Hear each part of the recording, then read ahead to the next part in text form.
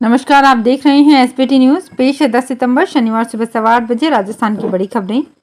गौवंश में फैल रहे लंपी स्किन डिजीज की रोकथाम के लिए संसाधनों की कमी को लेकर राजस्थान हाईकोर्ट में जनहित याचिका पेश की गई थी। शुक्रवार को कोर्ट ने इस याचिका में सुनवाई करते हुए राज्य सरकार को आड़े हाथों लिया है। हाईकोर्ट ने जनहित याचिका पर नोटिस जारी कर राज्य सरकार को पशु चिकित्सकों को दवाएं, शुल्क और चिकित्सा सहायता प्रदान करने के निर्देश दिए हैं।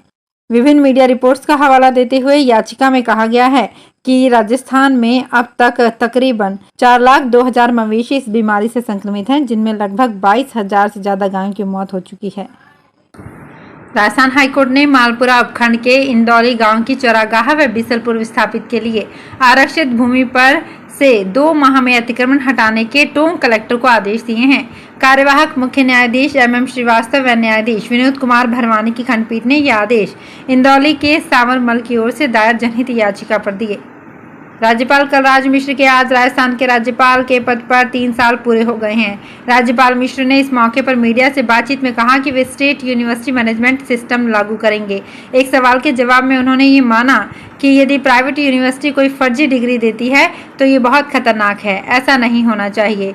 यूनिवर्सिटी में कुलपतियों की नियुक्तियों को लेकर कहा कि वे और CM इस बारे में बातचीत करके ही नियुक्ति करते हैं।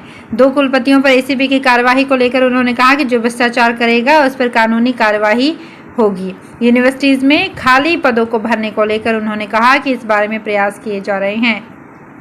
रेवड़ियां तो हमारे यहाँ जयपुर में सर्दियों में जौहरी बाजार में बिकती है। मुख्यमंत्री अशोक गहलोत ने शुक्रवार को प्रधानमंत्री नरेंद्र मोदी के मुफ्त की रेवड़ी वाले बयान पर तंज कसते हुए कहा, रेवड़ियों के साथ ठेले पर तिलपट्टी भी होती है। मुख्यमंत्री घाट के गुणी टनल स्थित अंबेडकर भवन में इंदिरा गांधी शहरी रोजगार गारंटी योजना की लॉन्चिंग कार्यक्रम में सभा को संबोधित कर रहे थे। राजस्थान में मुख्यमंत्री अशोक गहलोत और पूर्व उप मुख्यमंत्री सचिन पायलट के बीच द्वंद्व खत्म होने का नाम नहीं ले रहा है। पिछले दिनों पायलट के जन्मदिन पर उमड़ी भीड़ ने सियासी हलचल बढ़ा दी है। उधर अशोक गहलोत को कांग्रेस का राष्ट्रीय अध्यक्ष बनाने की भी अटकलें तेज है। इन सब के बीच दोनों तरफ से नेताओं के बयान हर किसी के बीच चर्चा का विषय बने हुए हैं। इसी बीच मुख्यमंत्री के सबसे नजदीकी UDH मंत्री शांति धारीवाल ने बड़ा बयान दिया है। इंदिरा गांधी शहरी रोजगार गारंटी योजना की लॉन्चिंग के बाद धारीवाल ने गहलोत को 2023 का कांग्रेस का मुख्यमंत्री बताया। जयपुर नगर निगम ग्रेटर में स्पैरो कंपनी के 2 सर्वेयर्स को 20,000 रुपए की रिश्वत लेते हुए गिरफ्तार कर लिया। ACB पकड़े गए दोनों आरोपियों के आवास और अन्य ठिकानों की तलाशी ले रही है।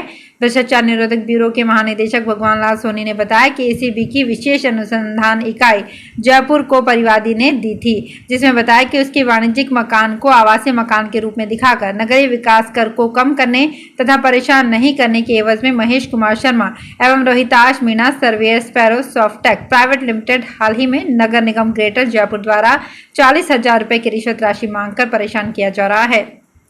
जोधपुर में कायलाना रोड स्थित होटल लेक व्यू में चल रही भाजपा OBC मोर्चा की राष्ट्रीय कार्य समिति की बैठक के पहले दिन शुक्रवार को मोर्चा से जुड़े पदाधिकारियों ने अपने राज्य की स्थिति को प्रस्तुत किया। साथ ही OBC को राज्य के अनुसार पार्टी से जोड़े रखने के बारे में अपनी रणनीति से अवगत करवाया। बैठक में OBC मोर्चा की राज्यवार रिपोर्टिंग पर चर्चा की गई।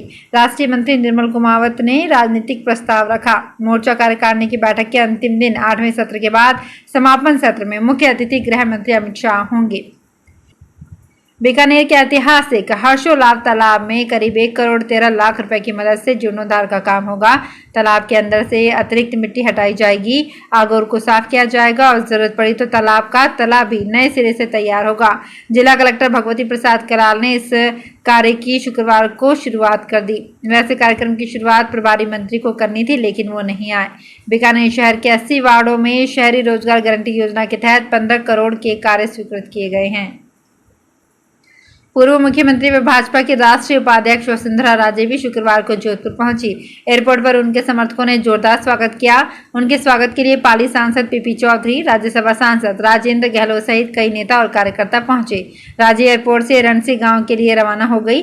वे वहां बिलाड़ा की पूर्व प्रधान रेवत राम खोजा के निधन के होने की वजह से उनके परिजनों को सांत्वना देने गई। गृह मंत्री अमित शाह शनिवार को सुबह तनोट माता मंदिर में दर्शन के बाद जोधपुर आएंगे। गृह मंत्री अमित शाह शनिवार सुबह 9:40 पर BSF के हेलीकॉप्टर से तनोट माता मंदिर पहुंचेंगे। यहां दर्शन के बाद सुबह 11:10 पर जोधपुर के लिए रवाना होंगे। दोपहर 12:15 बजे से 1:15 बजे तक OBC मोर्चा के प्रदेश प्रशिक्षण शिविर में शामिल होंगे। दोपहर 2 बजे दशहरा मैदान में बूथ सम्मेलन व कार्यकर्ताओं के साथ बैठक करेंगे। जोधपुर में इंदिरा गांधी शहरी रोजगार गारंटी योजना का शुभारंभ समारोह उम्मेद उद्यान में प्रभारी मंत्री डॉक्टर सुभाष गर्ग के मुख्य आतिथ्य में हुआ।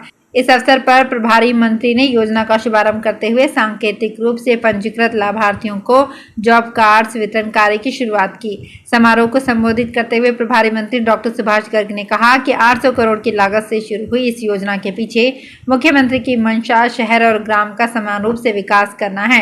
मुख्यमंत्री ने शहर और गांव के विकास के लिए धन की कमी नहीं आने दी और न ही भविष्य में आने देंगे। जोधपुर में शुक्रवार को अनंत चतुर्दशी पर भगवान गणेश की प्रतिमाओं का विसर्जन देर रात तक होगा। युवाओं और महिलाओं की टोलियों ने गाजे बाजे के साथ गणपति प्रतिमाओं का विसर्जन किया। शहर के अलग अलग पवित्र जलाशयों में भगवान गणेश की प्रतिमाएं विसर्जित की गई। इसके साथ ही सूर्य नगरी के विभिन्न क्षेत्रों में चल रहे गणेश महोत्सव का समापन भी गणपति प्रतिमाओं के विसर्जन के साथ हो गया। जोधपुर जिले के राजकीय उच्च माध्यमिक विद्यालय रजुलानी में रिक्त पड़े अध्यापकों के पदों को भरने एवं विभिन्न समस्याओं को लेकर विद्यार्थियों एवं ग्रामीणों ने शुक्रवार को तालाबंदी कर प्रदर्शन किया। उन्होंने हाईवे जाम कर दिया और स्कूल के बाहर धरना देकर बैठ गए। विद्यार्थियों का कहना है कि ये स्कूल 12वीं कक्षा तक है और मुख्य विषयों के टीचर ही नहीं है। उनके स्कूल से गणित के टीचर सहित 4 टीचर का ट्रांसफर कर दिया गया। बच्चों की मांग है कि उन टीचर को वापस उनके स्कूल में भेजे ताकि उनकी पढ़ाई खराब ना हो। जोधपुर में सुरसागर कृष्णा वाटिका में चल रही 9 दिवसीय श्री राम कथा के 8वें दिन कथावाचक संत मुरलीधर ने गोस्वामी तुलसीदास रचित श्री रामचरितमानस के बालकांड में वर्णित जगत जननी मां सीता के स्वयंवर प्रसंग के तहत पुष्प वाटिका व धनुष भंग प्रसंग को सुनाया। प्रसंग के अनुसार उन्होंने कहा कि श्री राम की खास विशेषता उनके मर्यादा पुरुषोत्तम वाले स्वरूप में है। जीवन के हर क्षेत्र में वे अपनी मर्यादाओं में बंधे हुए हैं, उनका कहीं भी उल्लंघन नहीं करते। वे समाज के लिए आदर्श और अनुकरणीय हैं।